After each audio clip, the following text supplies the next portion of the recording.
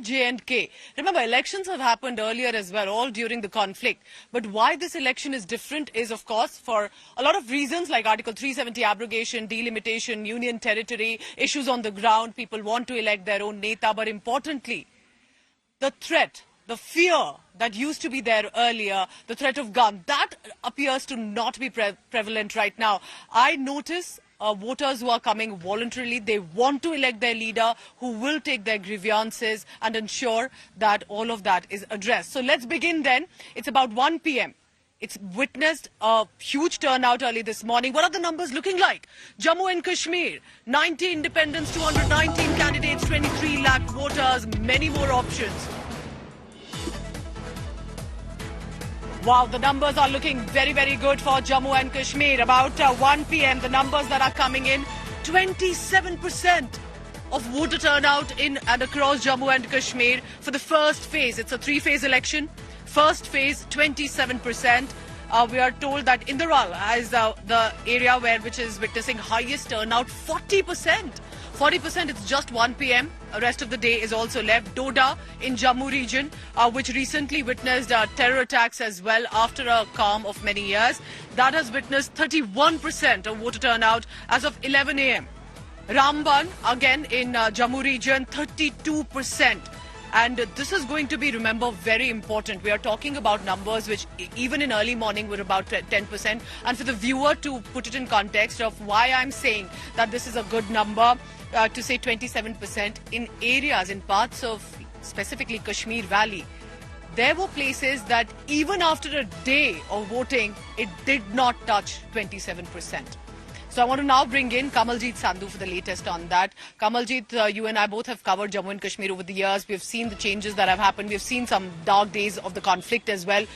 You tell me right now, you're in Kishtwar, very important area, and there is Shagun Parihar that the BJP has fielded, comes in from the family of as a terror victim. Her father was shot dead by the terrorists, and she's against Sajjad Kichlu, who's also a senior leader of the NC. So you tell me, what is the turnout like? What do you see around you?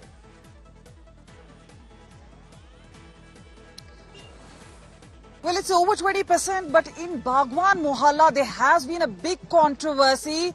There have been allegations both leveled by BJP as well as the PDP. We have with us Sunil Sharma, the Secretary General. Sir, you're on air. Do tell us, धक्का मुक्की हुई, वो बोल रहे हैं कि जो voter अंदर जा रहे थे उनका बुरखा उतारा गया और उनसे पूछा गया. यहाँ पे बीजेपी का कहना है कि भाई ये वोटर आईडी कार्ड लेके नहीं आए थे, तो आप लोग कंप्लेन कर रहे थे, वहां पे पीडीपी वालों ने जबरदस्ती की. ये धक्का मुक्की क्यों हुआ है? क्योंकि फिरदौस साहब कह रहे हैं कि वो एफआईआर कराएंगे, केस बुक कराएंगे, इलेक्शन कमीशन को कंप्लेन करेंगे. बीजेपी क्या कर रही है इस पूरे मामले में? बहुत ही बदकिस्मती है, एक महिला कैंडिडेट और महिला वोटर्स पर ही ऑब्जेक्शन दायर कर रही है. जिस प्रकार से बुर्का लगा के आइडेंटिफिकेशन की हम मांग कर रहे हैं, उसमें किसी को कोई ऑब्जेक्शन नहीं होनी चाहिए, आइडेंटिफिकेशन होनी चाहिए. और इलेक्शन कमीशन ऑफ इंडिया की भी गाइडलाइंस है कि after proper verification, after proper identification voter vote दे सकता है. अगर शगुन परिहार जो हमारी कैंडिडेट है भाजपा की किश्तवाड़ से, उसको ऑब्जेक्शन है आइडेंटिफिकेशन पे, उसने अपनी ऑब्जेक्शन दायर की है प्रिजाइडिंग ऑफिसर के सामने. इसका कोई तुक नहीं बनता है पीडीपी के कैंडिडेट को वो खुद सामने आके हैकलिंग पे उतर आए, बदतमीजी पे उतर आए.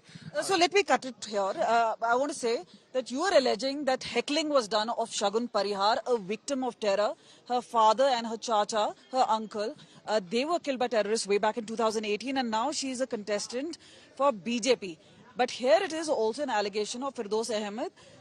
What really happened? Why has there been a physical assault? Because this is what Firdaus is alleging, that when it was questioned, there was a physical assault done on him by BJP workers. इसमें कोई शक नहीं. देखिए, ये शहादत हुई है, इसको आप केवल विक्टिम की नजर से नहीं देखे हैं. किश्तवाड़ में ऐसी सैकड़ों शहादतें हुई है और इन शहादतों पे हमें गर्व है. इस परिवार को भी अपनी शहादतों पे गर्व है. अपनी मातृभूमि की रक्षा के लिए इन्होंने अपने प्राणों की आहुति दी है. और ये कोई विक्टिम कार्ड नहीं है, ये एक सत्य है. यहाँ पे जिस प्रकार से एक परोक्ष युद्ध पाकिस्तान ने यहाँ पे छेड़ के रखा था, धक्का मुक्की में कैसे बदल गया? ये नेक्स्ट स्टेप आपने जो पूछा, धक्का मुक्की, क्योंकि पीडीपी इस पोलिंग बूथ को हमेशा नेशनल कॉन्फ्रेंस और पीडीपी यहाँ पे हाईजेक करके बोगस वोटिंग करवाती है. ये आप रिकॉर्ड निकालिए, जब जब यहाँ पे इलेक्शन हुआ है तब तब भागवान मोहल्ला में पीडीपी और नेशनल कॉन्फ्रेंस ने हुड़दंग मचाया है. ये पहली बार हुआ जब भारतीय जनता पार्टी के कैंडिडेट, महिला कैंडिडेट ने ऑब्जेक्शन दायर की और उस फिरदौस कैंडिडेट को, फिरदौस टाक को, जो पीडीपी का कैंडिडेट है, उसे बर्दाश्त नहीं हुआ और वह हैकलिंग पे, बदतमीजी पे, गाली गलौज पे उतर आया। इसका इलेक्शन कमीशन ऑफ इंडिया को भारतीय जनता पार्टी बड़ी सख्त। There it is, Sunil Sharma speaking about this entire incident. And let me tell you, there's an allegation, and this is being leveled by the opposition, that BJP is on a losing spree and they're not going to really get votes. And this is why this entire tamasha is being done. So obviously, here it is. This is where the senior officials also arrived. A lot of Central Armed Police Force security also deployed. And obviously a big question mark as to why these two candidates actually had a confrontation. We'll just try and get a sense from the commissioner. Sir, do tell us, there has been heckling and as well you're live. I have no idea. I have no idea. Let me inquire first. I have no idea. Please. Obviously, senior officers here, including the deputy commissioner, now Okay, so, inquiring into yes. this incident.